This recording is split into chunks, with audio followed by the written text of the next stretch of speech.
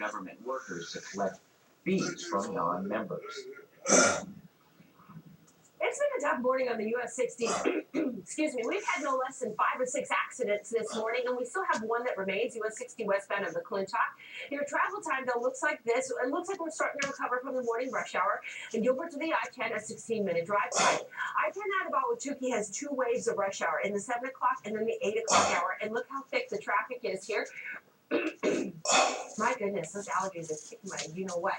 Railroad into downtown, you're looking at a 27-minute drive time. In fact, look at that. There's the I-10 and Chandler Boulevard. You can see how thick the congestion is there.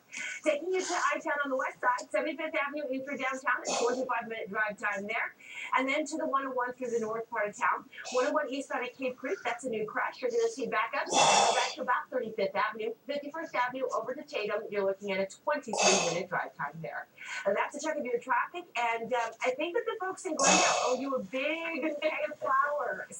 Oh, I don't know about that because I would not have wanted the hate mail after the Super Bowl. And the weekend we had that. I think we lucked out. The weather we had last week is nowhere in sight. The sunshine has returned just in time for all the out-of-town visitors who may be looking at some real estate, deciding to stay. We're going to kind of show off today with our weather. Across the state, we're getting more beautiful pictures in this morning. This one comes from Buzz. Good morning from Indian Wells. Beautiful day. Look at the snow still there on the ground. How about this one from Bethany, Groom Creek, Arizona? The sun coming up there, glistening off the snow there. This one, Brent does this, and my daughter and our dogs had a great time in Munns Park with plenty of snow. Yeah, that looks like a happy pup to me.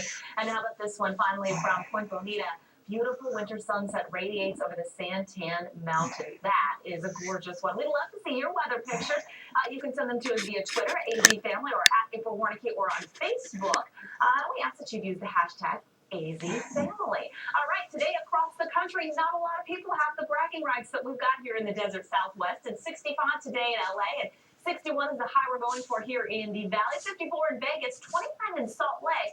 Boy, is it cold in Minneapolis. It's still well below zero this morning, and they're going to warm it up to a whopping 8 degrees today, 25 for the high in Chicago, and 33 in Boston, 35 in New York City. And guess what? Another blast of cold air is coming their way. Not only will that bring very cold temperatures the next couple of days from the upper Midwest and Great Lakes, eventually into the Northeast, but some pretty incredible lake effect snow is being forecast in that region as well. We're talking feet over the next couple of days. In the Northwest, they're going to get some new mountain snow and rain from the next round of storms to move onshore. And those are going to, for the most part, miss us here in the desert Southwest. We're in a track of storm that will eventually move through northern Arizona on Thursday, but between now and then, it's going to be pretty quiet and nice and sunny. High temperatures today across Arizona look like this: 44 in Prescott, 60 in Lake Havasu, and 45 in Sedona.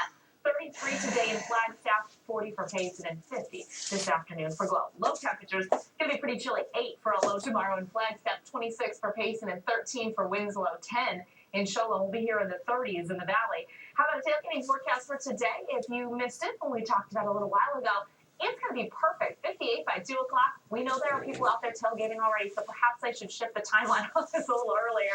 And I should have started this morning, but this afternoon, 54 degrees by 6 o'clock just before kickoff tonight. As we head toward the next 7 days, again, things are looking really nice. A little bit below average on these temperatures, even for tailgaters who are going to maybe head out for the game on Saturday. We're going to see a high of about 62 degrees, mostly sunny skies. April, thank you so much. April always gives us such an accurate weather forecast. She is a model employee. So right now we're transitioning into talking about work because we're not all model employees like April. You can probably spot the guy who's not the ideal employee. But what about... Why are you nudging me? That was off camera. That was a subtle gesture between you and I as friends. But what about the steps that you can take to make yourself fireproof on the job? Let's be the one that they never want to let go. We have Larry Wingate here with... talking to us about how to be a better employee, some straight talk, give us the real scoop, and you've got some easy tips. This should be easy to follow. Yeah, but they're not easy. We complicate everything. Absolutely. The first one is, it's about your reputation. You want to be known as the person who gets things done. Okay. Be the person in your company that say, man, we really need this done. You need to call her. She gets it done. It's about accomplishment always. It's not about being busy. It's about who gets it done. Yeah. Be that person with that reputation. Number 2, your word is your bond, right? Yeah, when you get your word, keep it. I have sort of one rule for life and business. Do what you said you would do, when you said you would do it, the way you said you would do it. That's what everybody wants. That's what your boss wants. That's what your customers want. If you're on a team, that's what your coworkers want. Be that kind of person too. And that also means then if you're given an assignment that is not something that you think you can take on, or you have more questions about it, or would be upfront about that. Well, that's just good communication. Sometimes we go away and we pretend that we know what we're doing and we don't really. And so just be upfront about it. Get it set. So no fake it till you make it. No, not on the job. No. Larry, be on time is something I've always struggled with just a little bit. How important is it? To me, it's everything. You don't get a second chance. And don't give me all the excuses like, I got tied up in traffic and all that sort of stuff. You should have left earlier. Be on time. This goes back to an issue of integrity and being trustworthy. You want employees, and these are the people who won't get fired, who won't get laid off when times get tough, who are there on time, do their job, respect other people, do what they say they're going to do. You can always count on them. Doesn't that make sense as an employer? That's the kind of person you want working for you. You want to be predictable. Yeah, don't take longer breaks. Just get there on time. All that stuff is really very, very simple. You know, some of your ideas or advice here, very old school. When folks went to work, they did their job, they did it like they were supposed to, they went home, they knew they were taking care of their family. I have big issues with old school. Why would these things ever go out of style? Why would keeping your word and being the kind of person others can count on and treating people right and showing up on time, why would that have ever gone out of style, and why would that ever become unpopular?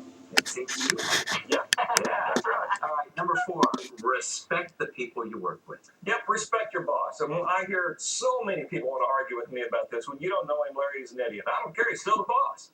And because that person is the boss, they deserve your respect. When you're the boss, you're going to want respect. And if that person is not worthy of respect, you still have to respect the position. I'm not saying you can't go to them and say, I think you're wrong on this. I'm not saying that you cower to them. I'm not saying any of those things. But you must respect the position. And as far as co-workers, don't badmouth them behind their back. That makes you a gossip, and nobody wants a gossip working for them. And somebody's going to find out, trust me. It always gets out there, doesn't it? And as far as respecting your company, that just makes sense. You don't bite the hand that feeds you. Especially on social media. Look at the idiots who go on Facebook and talk bad about their company. Are you Do you want that paycheck or don't you? Yeah. Last but certainly not least, you want to remind people, don't steal. And that means a lot more than just taking home the stapler. Yeah, no, I'm not talking about staplers.